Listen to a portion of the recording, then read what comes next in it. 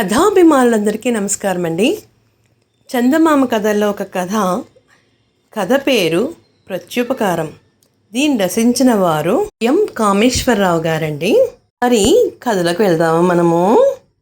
ఒక ఊళ్ళో శివయ్య అనే అతను ఉన్నాడు. అతనికి ఇంచుమించు 40 ఏళ్ళు ఉంటాయేమోలే. మరి అతనికి ఒక కూతురు ఉంది. ఆ కూతురికి పెళ్లి చేయాలనుకుని ఏం చేశారంటే, కూతురికి పెళ్లి చేయాలంటే ఏం కావాలి? చేతిలో డబ్బులు ఉండాలంటే ఎలా మరి? 60 సంవత్సరాల క్రితం కదా, 1000 రూపాయలు ఉంటే సరిపోయిందనమాట. అతను ఏం చేశారంటే సంబంధాన్ని కుదుర్చుకుని వచ్చేశాడు. ఎవరో ఒకరు ఇవ్వకపోతారా అనేసని. శివయ్య తండ్రి ఒకప్పుడు బాగా డబ్బున్నవాడే. అతను ఏం చేశాడంటే ఊళ్ళో అందరికీ సహాయం చేస్తూ ఆ డబ్బంతా ఏమీ లేకుండా అన్నీ కరగబెట్టేసేసి అతనికి ఏం లేకుండా పైకి వెళ్ళిపోయాడు. ఆయన పేరు గురవయ్య. శివయ్య చాలా బాధపడ్డాడు.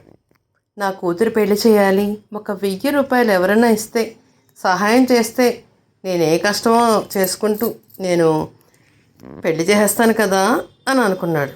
అతను వెంకయ్య అనేది ఆయన దగ్గర చిట్టాపద్దులు రాస్తూ కాలక్షేపం చేస్తున్నాడు. అతను కూడా నేను నీకు డబ్బులు ఇస్తాను, నీ పిల్లకి పెళ్లి చేసుకో అని ₹1 డబ్బులు కూడా సర్దలేదు. నేను ఏం చేయాలని ఆలోచిస్తూ కూర్చున్నాడు. ఒక పని చేస్తే ఆ మగ పెళ్లి వారి దగ్గరికే వెళ్ళి, నా దగ్గర డబ్బులు లేవు నాయనా, నేను పెళ్ళి ఎలా చేయలేను అని చెప్పేసి సంబంధము వదిలేసుకొచ్చేద్దామా, ఏం చేయాలి అని అనుకుంటూ ఆలోచిస్తూ అలాగా బాధపడుతూ కూర్చున్నాడు అనమాట. పెళ్ళికి ముహూర్తాలు కూడా పెట్టేసుకున్నారు.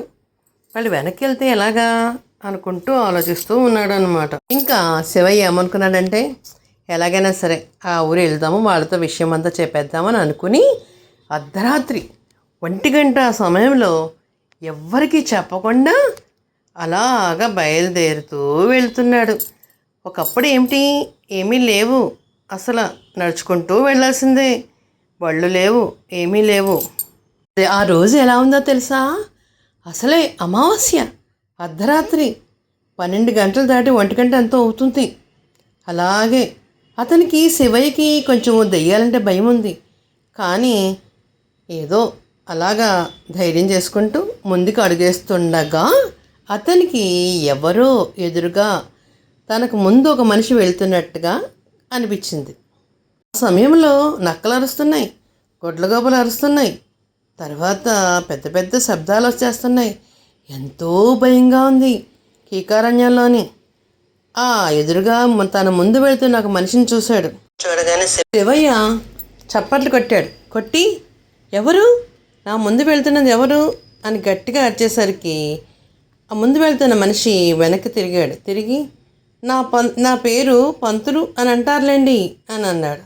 అని ఏం చేశాడంటే ఇవతల పక్క చూశాడు.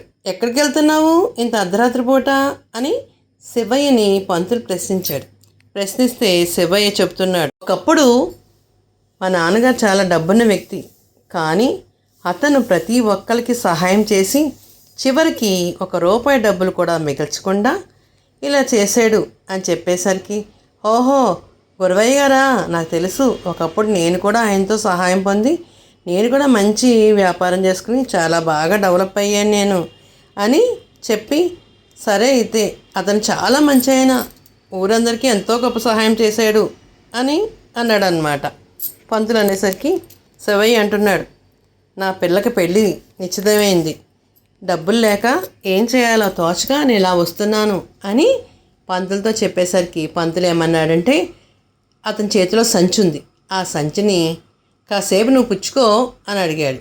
ఏంటి నేను తీసుకోవడం ఏంటంటే, మా ఇల్లు ఇక్కడే, నా రావి చెట్టు దగ్గరగా ఒక పాకిల్లు ఉంటుంది, అక్కడే నా ఇల్లు అని చెప్పాడనమాట. చెప్తే సరే అని చెప్పేసి ఈ శివయ్య పంతుల చేతిలో ఉన్న సంచిని తీసుకుని కొంచెం ముందుకెళ్ళేసరికి ఈ పంతులు ఏమైపోయాడో ఎవరికి తెలియదు, మాయమైపోయాడు. అలా మాయమైపోయేసరికి తెల్లారేసరికి పంతులకి ఏంటి పంతులు ఏం చేశాడు అని శివయ్య కంగారు పడిపోతూ ఆ సంచిని ఏం చేయాలా ఇది ఎవరికి ఇచ్చేయాలా అనుకుంటూ ఉండగా అతను చెప్పిన గుర్తుల ప్రకారము ఒక రావి చెట్టు దగ్గర పాకలో ఒక ముసలమ్మ కూర్చున్నారు. ముసలమ్మ కూర్చుని ఉంటే తలుపు కొట్టాడు. అమ్మా అమ్మ అని తలుపు తీయండి అంటే ఒక ఆమె తీసింది. ఇక్కడ పంతులు అనే అతను ఎవరన్నా ఉన్నారా అని అడిగాడు. ఏమిటి పంతులా? 25 సంవత్సరాల క్రితం చనిపోయిన మా మామగారి పేరు పంతులు. ఆయన ఇక్కడెక్కడ ఉంటాడు అని అంటే, అర్ధరాత్రి వేళ నాకు ఒక సంచి ఇచ్చాడమ్మా. దాంట్లో 3000 రూపాయలు క్యాషు, కొంచెము వస్తువులు ఉన్నాయంటే అది ఎవరి కోసం ఇచ్చాడో. మా మామగారు ఎప్పుడో చనిపోయాడు. ఇప్పుడేంటి నాకేం వద్దు, వెళ్ళు నువ్వే పట్టుకుపో అంది. అలా కాదమ్మా, నాకు 1000 రూపాయలు సరిపోతాయి అని చెప్పేసి మిగతా డబ్బులు ముసలమ్మ చేతిలో పెట్టేసి, నాకు ఎంతకంటే ఎక్కువ వద్దు అని చెప్పి మళ్ళీ ఈ మన శివయ్య వెనక్కి వెళ్ళిపోయేసరికి చక్కగా ఈ శివయ్య కూతుర్ని అంగరంగ వైభవంగా కట్నం ఇచ్చి పెళ్లి చేసి ఎంతో చక్కగా అత్తారింటికి సాగనంపాడనమాట. చూసారా మరి, మనం చేసిన ఉపకారానికి ప్రత్యుపకారంగా భగవంతుడు ఏదో రూపంగా మనకు పంపిస్తాడని ఈ కథలో నీతి. మరి ఒక కథ చెప్పుకుందామా. ఆ కథ పేరు అపనమ్మకం. ఈ కథను రచించిన వారు బూర్ల నాగేశ్వరరావు గారు. పూర్వము ఒక నగరంలో కొప్పుశెట్టి అనే వజ్రాల వ్యాపారి ఉన్నాడు. కొప్పుశెట్టి తన వ్యాపారానికి ఎటువంటి ఆటంకం లేకుండా, తన వజ్రాలను ఎవరినూ తీసుకెళ్ళిపోకుండా ఒక బలమైన వ్యక్తిని కాపలాగా పెట్టుకున్నాడు మన కొప్పుశెట్టి గారు. ఆ బలమైన వాడి పేరు ఏమిటో తెలుసా? గోవిందుడు. కానీ గోవిందుడు చాలా మంచివాడు. కానీ మన కొప్పుశెట్టి గారికి అతని మీద నమ్మకం లేదు. వీడి మీద వీడు ఏమైనా ఎప్పుడైనా వజ్రాలు ఎత్తుకుపోతాడేమో అనే అపనమ్మకంతోనే బాధపడుతూ ఉండేవాడు. ఎవరైనా వర్తకులు వచ్చి తన దగ్గర వజ్రాలు కొనుక్కునే సమయంలో గోవిందుని ఆ వజ్రాలు చూస్తే వాడికి ఏమన్నా కన్ను కొట్టి వాడిని ఏమైనా చేస్తాడమని భయం వేసి బయటికి ఎక్కడో చోటికి పంపించేసేవాడు మన కొప్పుశెట్టి గారు. గోవిందుడు అనుకుంటున్నాడు, నేను ఎంత నమ్మకంతో మీ దగ్గర పనిచేస్తున్నా ఏమిటి ఈ శెట్టి గారి నా మీద కొంచెం కూడా నమ్మకం లేదు. ఎలాగా ఈ నమ్మకాన్ని నేను రుజువు చేసుకోవాలి, నేను మంచివాడినని అని ఆలోచించుకున్నాడు. ఇద్దరు వ్యక్తులు వచ్చి ఏం చేశారంటే, కొప్పుశెట్టి ఇంటికి వజ్రాల వ్యాపారంకి తీసుకెళ్దామని కొన్ని వజ్రాలు కొనుక్కుందామని వచ్చారు. అక్కడ గోవిందుడు బలమైన వాడు ఉండగా చూసి వాళ్ళు చాలా భయపడిపోయారు. అమ్మో, ఇంత బలమైన వాడిని ఇక్కడ పెట్టుకున్నారా వీళ్ళు అని అనుకున్నాడు.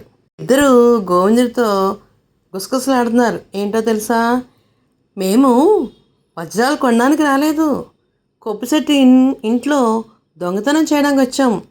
కాబట్టి మేము దొంగతనం చేస్తాము, నువ్వు కూడా మాతో సరిగా సమానంగా ఉంటే నీకు వాటా ఇచ్చేసి మేమిద్దరము పంచుకుని మొత్తం 3 వాటాలు వేసి తీసుకుందామే అని చెప్పారు. చెప్తేనే వీడు ఇంకా విని ఊరుకున్నాడు. గోవిందుడు ఏం మాట్లాడలేదు.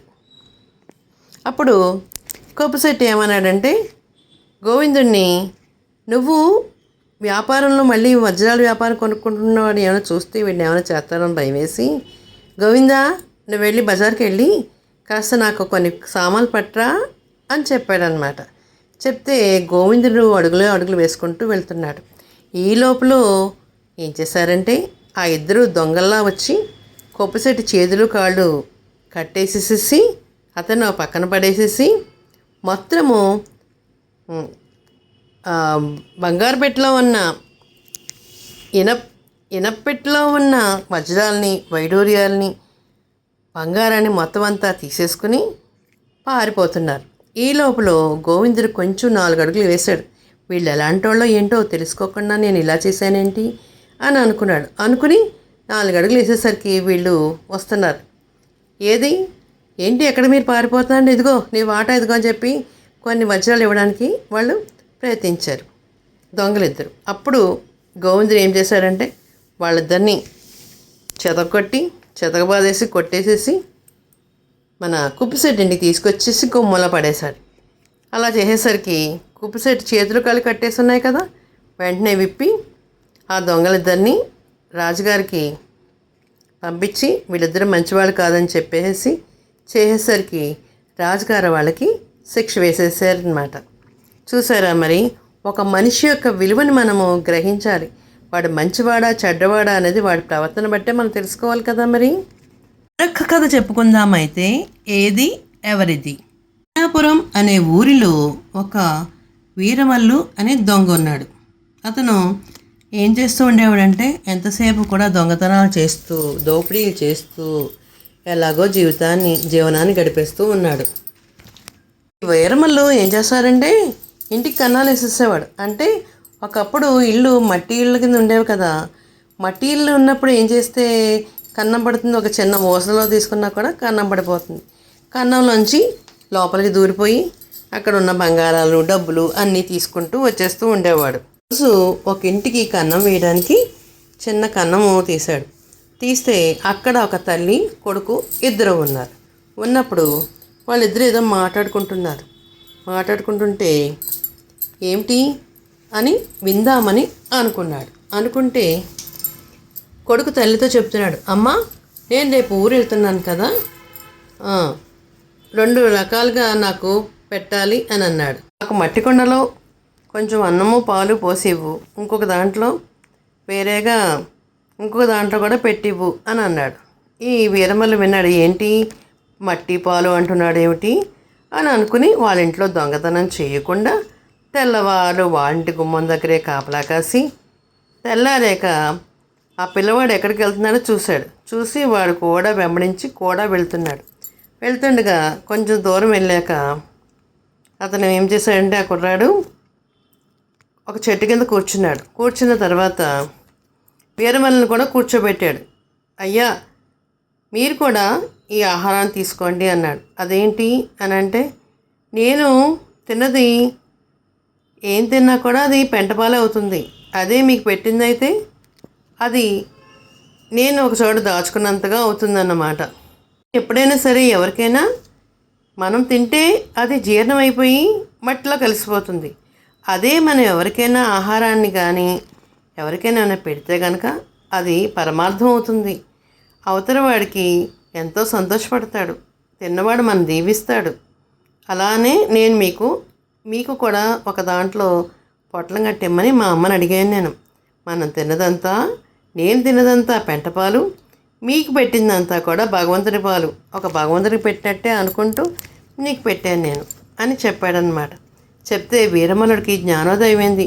ఇంత చిన్న కుర్రవాడు ఇంత చక్కగా చెప్తున్నాడే, నేను దొంగతనాలు దోపిడీలు చేసి ఇలా చేయడం ఏమైనా న్యాయంగా ఉందా అని అనుకుని వెంటనే అతను నేను మారిపోవాలి, మంచి మార్గంలో నడిస్తేనే నా జీవితం బాగుంటుందని అనుకుని దొంగతనాలు దోపిడీలు మానేసేసి కుర్రవాడు చెప్పిన బాట ప్రకారమే తను కష్టపడి సంపాదిస్తూ 10 మందికి కూడా తను చేసిన సంపాదనలో ఎంతో కొంత పక్కవాడికి 10 మందికి పెట్టి చేయడం అనేది అతను నేర్చుకున్నాడు అన్నమాట.